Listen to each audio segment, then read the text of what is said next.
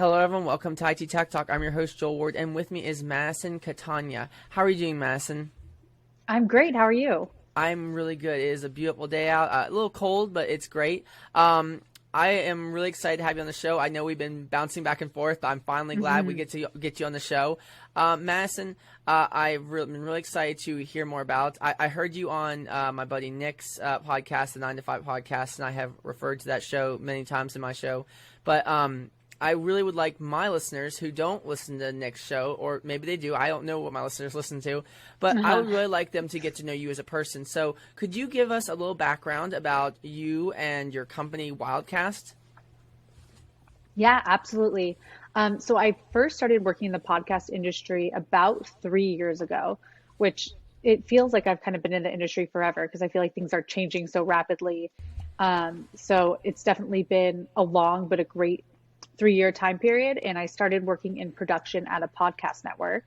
Okay. And so that's kind of my background. And then working as a producer sparked the idea for Wildcast, which I co-founded, which is kind of like a LinkedIn for the podcast industry. So you can sign up to network with other people if you're looking for guests for your show, or if you're looking to go on other podcasts, you're looking to do ad trades, anything like that. Awesome. So give me a little more in depth. So you said you got into the podcast industry. Did you have a podcast that you were the host of, or did you just jump into it like kind of like, hey, I just want to try this out, see what it's like kind of deal? Yeah, I actually have never had my own podcast, which is wow. something I might want to do one day, but I kind of Right. like being behind the scenes. So I've just been a long time podcast fan. I kind of got into it around the time that Serial was super popular and everyone was digging into the true crime podcasts, and I just became such a fan. And so I really wanted to work on the back end, on the production side of other people's podcasts. Okay. And can you give a little depth on what kind of podcasts you've worked on? Like besides, like, have you worked on true crime podcasts and stuff? Like, have you been in like the producing side of all those? I haven't worked on any true crime podcast. That's something I would love to do just because it's such a favorite genre of mine. But most of the podcasts that I've worked on have been in the pop culture space. So Okay. people who have come from the reality TV world or comedy, pop culture commentary, and things like that. Okay. Now, is that something you still do to this day, but while working on Wildcast? Do you still dabble in like producing shows and doing that kind of stuff? Yeah, I do a little bit. It definitely isn't as much as I did before. I used to be full time at a network. Now I'm very part time, but I like to still be involved in the production side of things. I feel like it helps me come up with ideas for what I want to do with Wildcast and helps me be in the day to day to know what's going on. Yeah. So you said you're the co-founder, and I'm pretty sure I knew that. Who is your partner again that you and co-founded the company with? Yeah, so his name is Scott Pomerantz, and he actually is my godfather. Oh, So wow. he is, yeah, it's kind of a funny story. He is my dad's best friend, and they went to okay. business school together. And I had been telling my dad about the idea for Wildcast because my dad is an entrepreneur, and I wanted to get his thoughts on the idea. And his friend Scott, my godfather, had just retired, sold his business. And he was kind of already bored in retirement. And he was like, I kind of need something to work on. I'm getting a little bored. So we ended up talking, and he was really interested in the podcast industry. So Oh, wow. we decided to team up and go from there. Okay, that's awesome. Yeah, so your godfather is your co-founder. That's cool. So why didn't your dad co-found with you? Why not your dad? Why your godfather? So it's funny because before I got into the podcast industry, I actually did work with my father. So my Okay. family has a restaurant group, and I was heading up all the marketing efforts for the restaurant group. And I think I was kind of at the point where I knew I didn't want to work with my father anymore. It was kind of like, let's just go back to that father-daughter relationship and not be colleagues. So even though Scott is my godfather and we do have somewhat of a similar relationship, it still, I think, works better to have a little bit of distance and a little bit of background in our separate things, but able to come together under this project. Now, Scott, do you guys both fund this with your own money, or how does Wildcast? That's my question. Okay, I'm trying to ask it. How does Wildcast make money? Because when I signed up, I think it was free. I didn't see anything that was paid. How do you guys make money or revenue for this company? Yeah, so when we first were developing the concept, we were planning on charging a low monthly fee for all of our users. but we started having a little bit of competition pop up here and there, and a lot of them were offering free services. So we decided to kind of emulate a LinkedIn freemium model where we're offering all the basic features to everyone for free right now. But on the back end, we're building out a line of premium features that we will charge for. So at this point, we're not monetizing, but we're on the road to get there. And there's another question I've been actually wanting to ask you through email, but I'll ask it now. Is there an app coming out for Wildcast anytime soon? That's definitely on the roadmap. So right now it's mobile friendly, and it does work well from like a tablet or an iPhone or an Android or whatever you use. But that's definitely something that we do want to introduce in the future. Okay. Yeah, I've been using it on and off here. I was actually, when I was in Florida a few days ago, actually it's been like a week or two now, I was messing around with it more and more and just getting the feel for it. I know my buddy Nick, you've been on his podcast, 9 to 5. When he told me about it, he's like, dude, try it out. And I've been trying it out, but I'm having maybe after the show, you'll have to tell me if I'm doing something wrong, because I feel like I set it up wrong and I haven't been getting much success off of it. But I will say, I like how it's set up. I like the flow of it. I love how it's designed. It feels very comfortable too, almost like a LinkedIn, where I feel like I'm having connections and stuff like that. So I really like how you set up. And honestly, you've done a great job. I don't know who your developer is, or if you developed it yourself, like the software and stuff, or the back end of it, but it's really nice. Let's dive into that. Thank you. Who does your back end? Do you and Scott do your back end, or you have a development certification or degree, or do you have someone else develop this for you? Yeah, so I actually have no background in development, and Scott, he has a background in working with tech companies, but he doesn't have he's not able to code or do the actual development himself. So we do work with a third party right now, and we are hoping to bring it in-house. But the way it works essentially is I came up with the idea for the brand, worked with a designer to get to the point of, being happy with the brand and all the different elements, and then worked with another UX designer on the actual flow of the website. So it's been a really big collaboration effort. But no, I wish I could code, and it's something that I'd love to learn eventually, but I don't have that skill set right now. Yeah, and I'm not a coder. I haven't coded anything too serious, but I'm a website development. I'm cool. a website developer, I should say, not development developer. And I have designed several websites for friends. I've done a lot of back end stuff for that.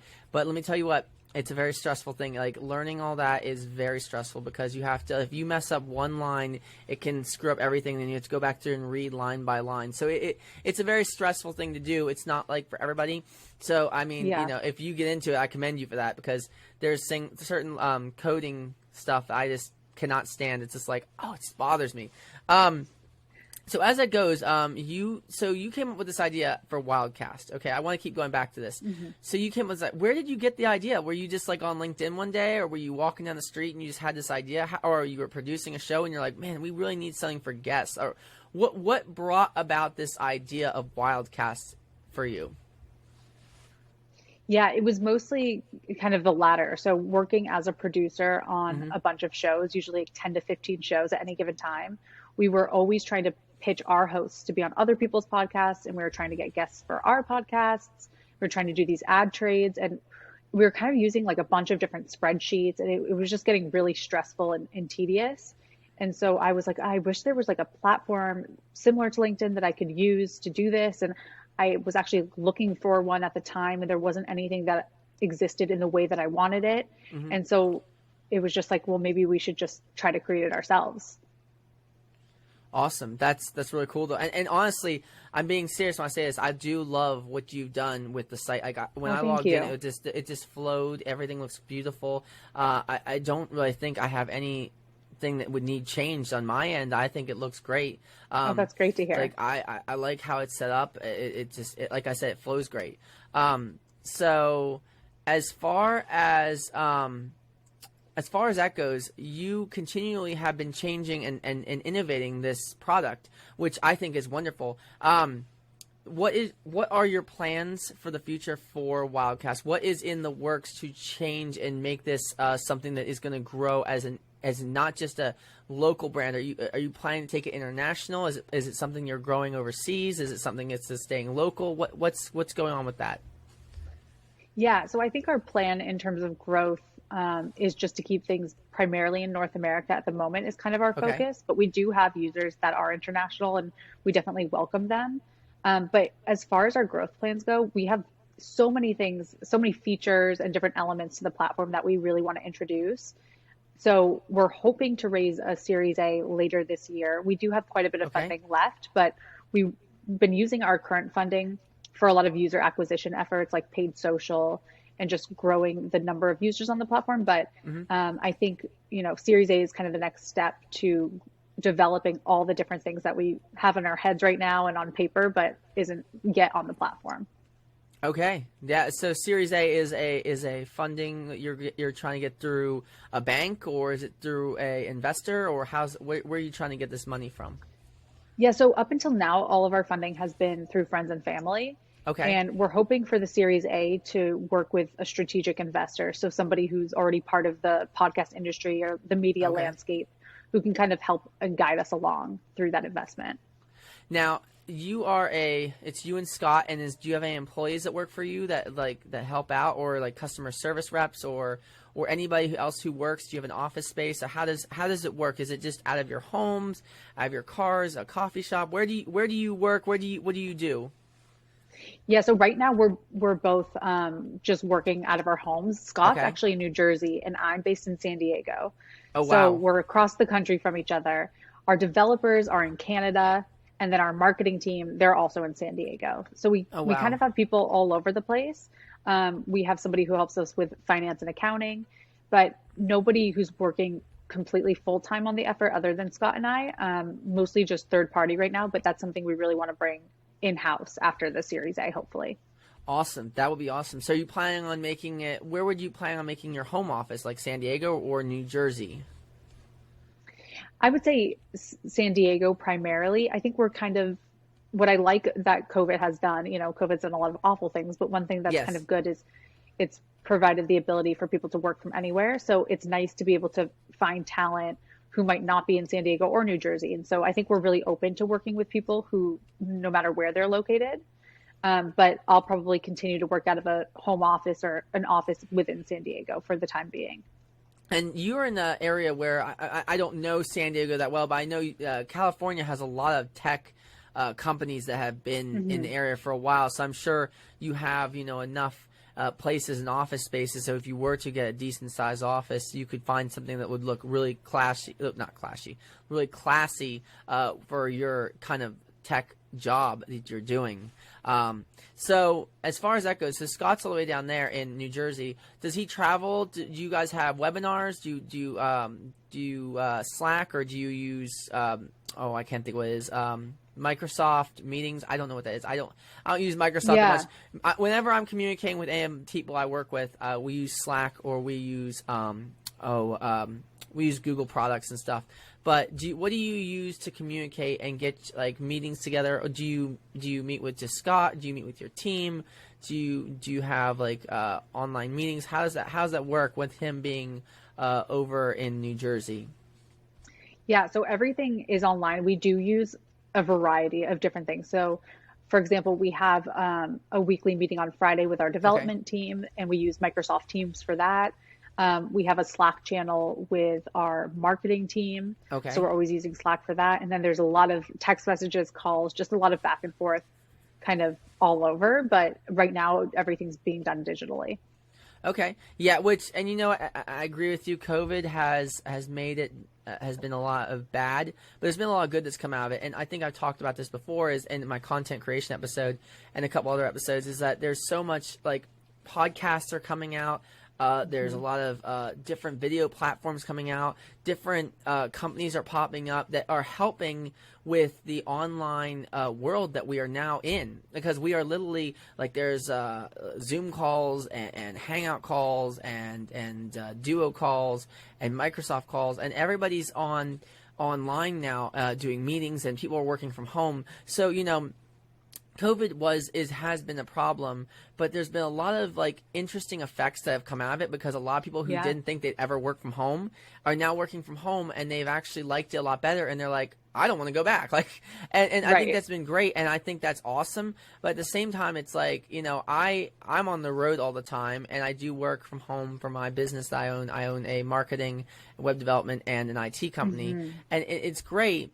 But I have noticed that since then, a lot of businesses are in decline. Now I don't want to get off topic, but you're right. COVID has given us some opportunities for different advancements in technology, different issues regarding working from home, how we handle this, and a lot of people have stepped in and said, "Hey, we're going to provide stuff to our employees to help them cope." I mean, so there's been a lot of good and bad, and I mean, Yeah.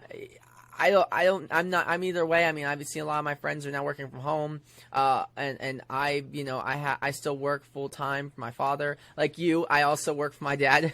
Oh, nice. Okay.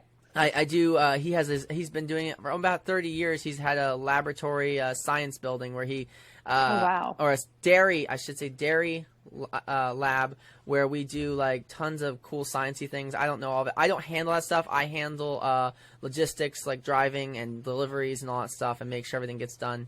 So yeah, I work for my dad too, and it's great. But there is some times where I space myself. Like I have my own business, I have my own job, I have my own thing I'm doing, and I'd love to go full time with it. But at the same time, it's like there's a lot that's involved with it. I'm sure you know. Right. Finding funding for the first part of the year, I was like, when I started my businesses, I was trying to find funding. I was trying to figure out who was going to be my clients. And that's one of the things I want to step into right now. So when you were going into this, you were going into it with no capital, I'm assuming, and you were trying to figure out how you were going to get started. Is that correct? Yeah, so Scott and I did make the initial investment before doing a friends and family round so that we had a little bit of money to get us going to the point where we had something to show people about what we wanted to do, kind of like the hi-fi designs and more of a developed concept, and then went to friends and family from there.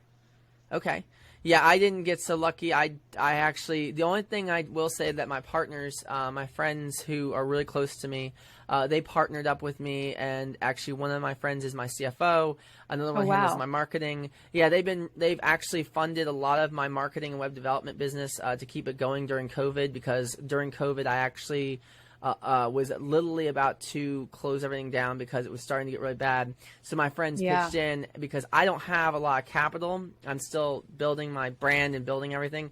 And so they donated, as it were, funds to keep the business going while they were also working full-time jobs while working for me. It's been great. Those are good friends. Yes. I mean, they're great. They've always helped out. They've made sure my friend helps me with my tax questions.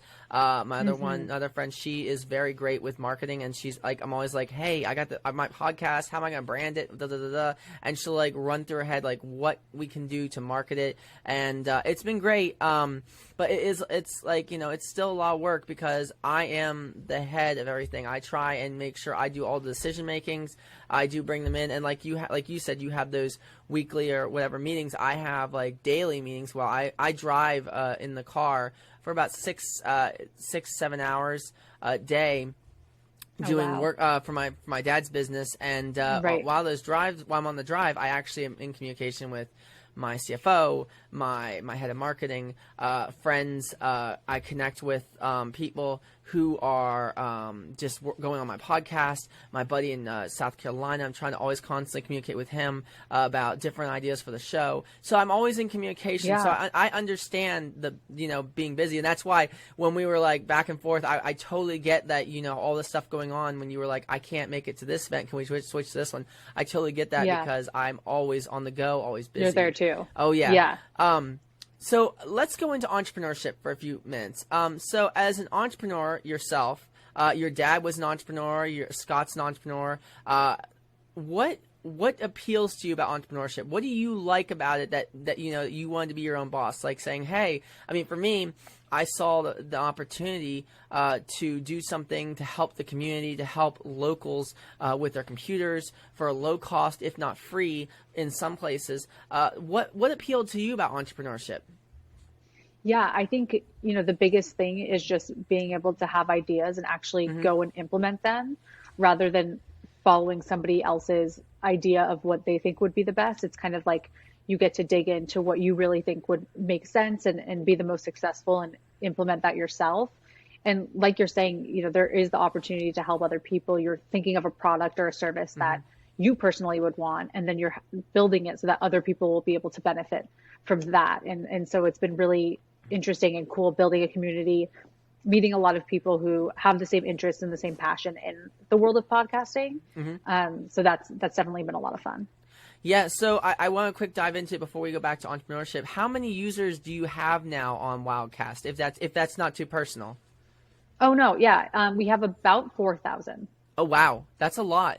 And you said you've been doing this for 3 years now?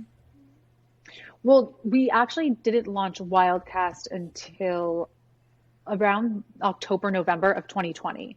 So I've only been doing Wildcast for about a year. Okay. I was in production for the last 3 years. So we're about 6 months into Wildcast actually being like launched and out there.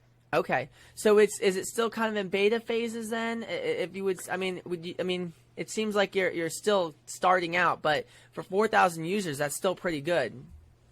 Yeah, I would say right now what we're trying to do is bring on as many users as possible, get that feedback, start building that community so that we can go raise the capital that we need to be able to build everything else that we envision for the platform ultimately. So we don't really call it beta, but yeah, essentially that is like the phase that we're in right now. Okay. And what do you do to get this out there? Do you share ads on social media, or how do you get the point across that you have this platform that's new and it's something that people should try? Sorry that my dog's kind of whining in the background, so I apologize if you hear You're that. fine. I would say it's a mix of organic and paid social media primarily. So being on platforms like Facebook and Instagram and LinkedIn and communicating with people. And then we do some paid advertising, mostly on Facebook and Instagram right now, but we're also looking into maybe trying Google ads, maybe even going into YouTube. So it's been a lot of experimenting with paid ads as well. Okay. I would like to also advertise through you. So after the show, before you leave, if you could email me your links to all the stuff of how people can get connected with Wildcast, I would love to also advertise for you for free, if it were. That would be awesome. Yeah, so if you would send me the links and stuff after we get off the show, that would be great, and I'll post them as soon as I get the show up and running online tonight. I will post those links in the YouTube comment section, not the YouTube comment, in the YouTube about where the show about, and I'll put it in my show notes for my Spotify, Apple, and stuff. But yeah, I would love to get your social site out there so people can look into it and check it out for themselves. Because I do, one of the things I have learned as a podcaster, which I am not far in, I've actually hit my 50th. I'm on my 50th. This will be the 52nd or 53rd episode I've done. That's a lot. That's really impressive. I know. That's what Nick told me. He said it was very impressive. Yeah. But what I'm trying to do with my show is I'm trying to give people information to help them get connected in the world as it would be. Like, different guests I bring on have different opinions and stuff. And one of the things I do on this show is I just try and get people information. I like people be informed. It started off as a tech show, and it's turned into a show where I bring on guests who have interesting topics such as yours. Wildcast is something that when Nick had you on his show, I was like, oh my goodness, this guy, has this really great guest. I was interested in learning more about it. So I was like, I need to get her on my show, let her talk about Wildcast, let her share her testimony about what she's done. And I really think my users could benefit off of this. And I really think that what you're doing with Wildcast is phenomenal. I have never seen anything like it. And since I started podcasting, I've only done Wildcast as far as a service, a social site for podcasting, because there's nothing out there that I've seen that has done as well as yours. Now, I may be wrong on that, thank you. but I opinionated on this one because what I've seen from your site is it's clean, it's impressive, it flows well. So you've done really well for yourself, and I really hope my users can actually benefit off of that. So going into that, You've done a lot of development. Did you do the UX design yourself? Did you draw this up on a paper or a napkin and say, this is what I want? Or how did you go about drawing up this beautiful site that you have created for Wildcast? Yeah, so it did actually start by me just doing really amateur sketches of what I wanted the platform to look like, and then working with a UX designer to kind of make that vision a reality. Okay, that's awesome. So that's how great ideas get started. I actually remember reading a Forbes magazine article years ago that said a lot of great ideas have started on napkins in restaurants. Yeah. And that's kind of awesome because there's like, people like Elon Musk and Jeff Bezos. I'm pretty sure those guys didn't write on a napkin, but who knows? They may have had an idea and they're like, I want to implement this. Right. You have to start somewhere. So. I mean, you don't just what I realize, and I'm telling my users a lot about entrepreneurship, is you don't just start off as an entrepreneur. You don't just start off being rich and famous and well funded for your ideas. You have to start off from a really low place and build up from there and build your customer relations and build your support system. It doesn't just start right away. And that's one of the things I'm writing about in my book. And I know I haven't talked about this much. I know my users are like, what book? What's he writing? I'm writing a book. It's called Success is Not Just Written. It's a book about how to get success without fame or fortune and how to build yourself and grow in entrepreneurship and business. I'm writing it with friends of mine. I'm writing with Charlene Ariche, Maddie Hunt, and actually Nick Nallback.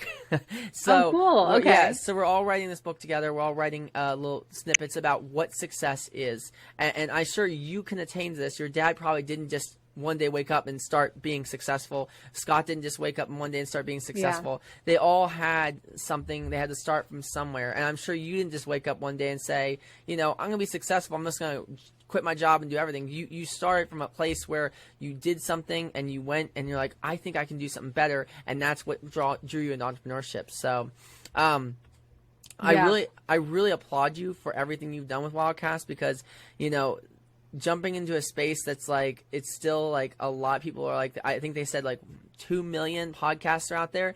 And what Nick and me were talking about on a show the other day, or not on a show, but on a call, is that out of those 2 million podcasts that are out there right now, only a couple percentage of them are actually still creating content. So like my show is on its 53rd episode and Nick was like, that's amazing. He's like, I started before you and I don't even have that many episodes. And I'm like, well, I try and provide content weekly, if not daily, to my users, and I enjoy doing this. This has been very great. This show has been a lot of fun, and I want it to keep growing. But my problem is there's a lot of shows that I've been offered to. People have made me listen to their shows and like, hey, check this out. And like I keep listening, and it's on its 3rd episode, and I'm still waiting for another episode, and then all of a sudden it disappears off of Spotify. I'm like, well, I guess it didn't happen. Yeah, where'd you go? So I actually think you should start a podcast. I don't know. I don't know what you would get into, but I'm sure if you have podcasts, I'd love to listen to it.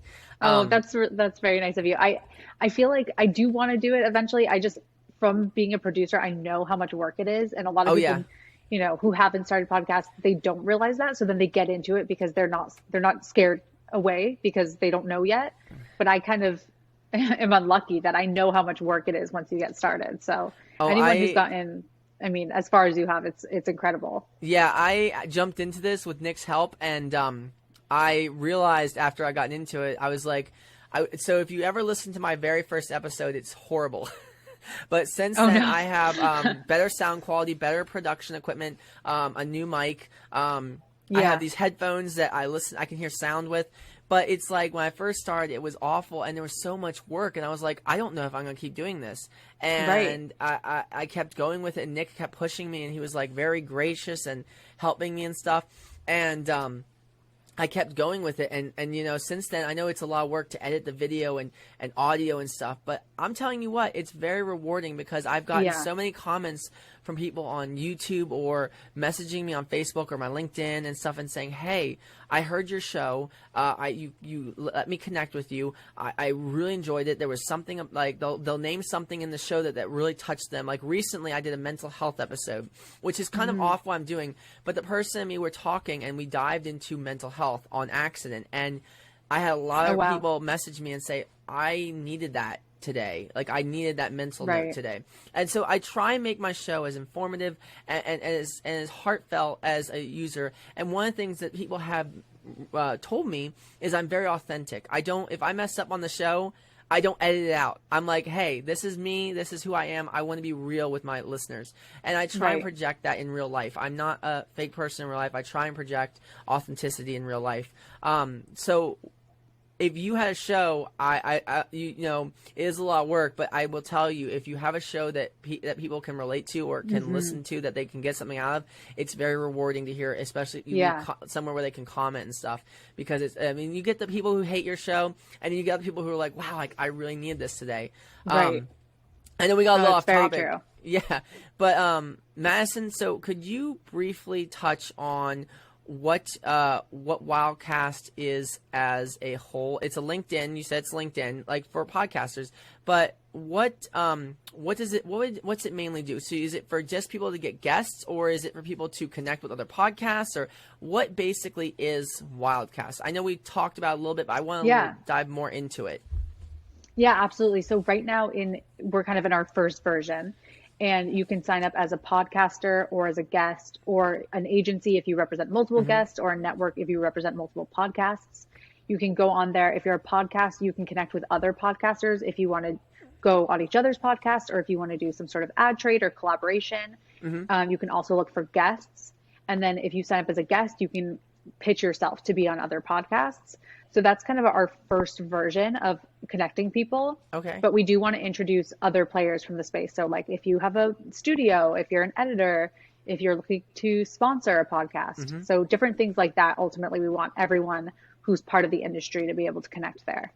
I would love if you did the sponsors, because I'm always trying to find people who might want to sponsor the show. I have a monthly subscription base where people subscribe and pay to listen to the show, which actually I've had a lot of people who are really generous and have been giving me a good amount of money to keep the show going and help fund that's incredible. new equipment and stuff. So it's been great, but I would love to get a sponsor to just like say, hey, I love your show, or I love what you do. Would you like us to sponsor you? And I would love that if you had that on there. So that's really cool that you're thinking about doing that.